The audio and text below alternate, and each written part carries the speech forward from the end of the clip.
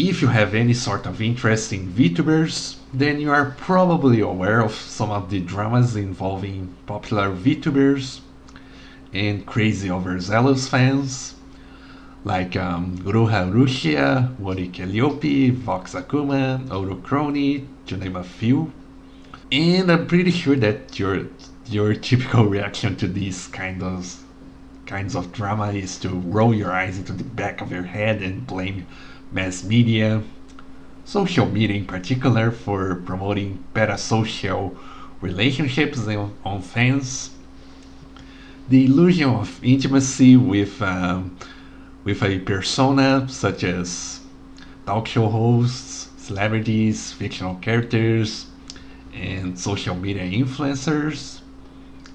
But if a certain event involving a Scottish gentleman known as Sir Arthur Conan Doyle is any indication, it seems that this particular kind of fans can be traced all the way back to the late Victorian England era. In December 1893, back when radios, TVs, PCs, and smartphones weren't invented yet, Sir Arthur Conan Doyle was sick and tired of writing Sherlock Holmes stories and wanted to go back to writing historical novels. So he killed the fictional sleuth in the short story The Final Problem, and given that one of the most popular VTubers is a very blatant reference to Sherlock Holmes, you can pretty much guess it did not go well.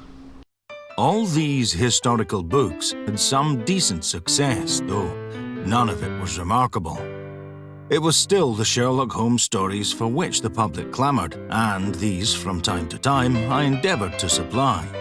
At last, after I had done 2 series of them, I saw that I was in danger of having my hand forced and of being entirely identified with what I regarded as a lower stratum of literary achievement. Therefore, as a sign of my resolution, I determined to end the life of my hero. The idea was in my mind when I went with my wife for a short holiday in Switzerland, in the course of which we saw there the wonderful falls of Reichenbach, a terrible place, and one that I thought would make a worthy tomb for poor Sherlock, even if I buried my banking account along with him. So there I laid him, fully determined that he should stay there, as indeed for some years he did. I was amazed at the concern expressed by the public. They say that a man is never properly appreciated until he is dead, and the general protest against my summary execution of Holmes taught me how many and how numerous were his friends. "You brute," was the beginning of the letter of remonstrance which one lady sent me, and I expect she spoke for others beside herself. I heard of many who wept. I fear I was utterly callous myself, and only glad to have a chance of opening out into new fields of imagination, for the temptation of high prices made it difficult to get one's thoughts away from Holmes. Now, to put things in perspective, if the CEO, manager, spokesman, or whatever of a large VTuber agency told you that your Oshi is graduating because the company, quote unquote, just felt like it, I'm pretty sure that your reaction would be a mix of anger and grief. And that's exactly what happened to many Sherlock Holmes fans after Sir Conan Doyle had the famous sleuth die in a blaze of glory against Professor James Moriarty. More than 20,000 Sherlock Holmes fans canceled their subscription to the Strand magazine, which barely survived, and Sir Conan Doyle himself would receive thousands and thousands of angry letters demanding him to resurrect Holmes.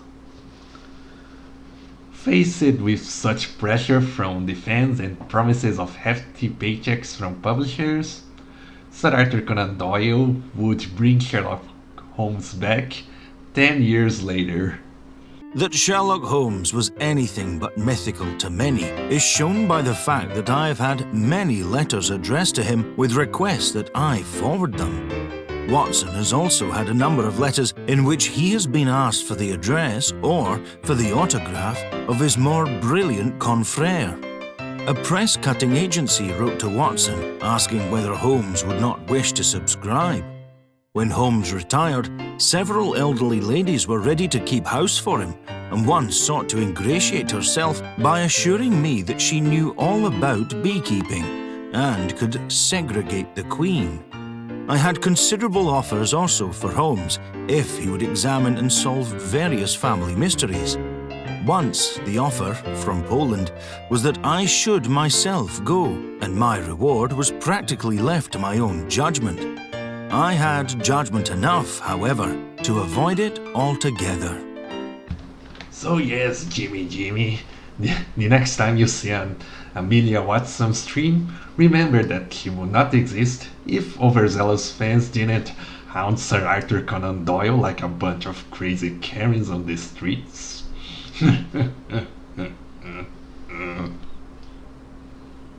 What?